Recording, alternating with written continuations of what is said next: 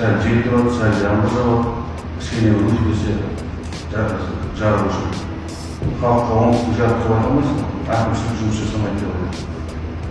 Сұранысыңыз бойынша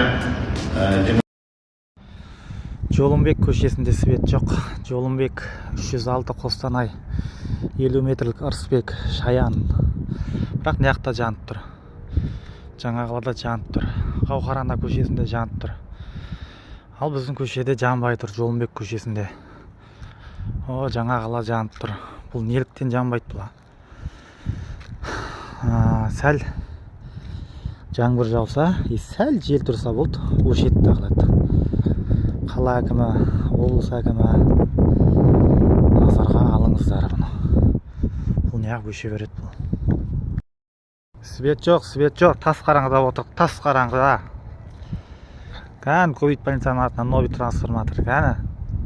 Әр көшеге нови трансформатор қойылған, кәні.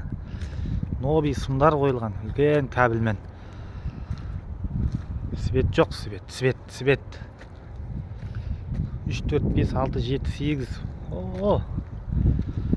Жан жақтан ғана, алыстан ғана жанып тұр болды.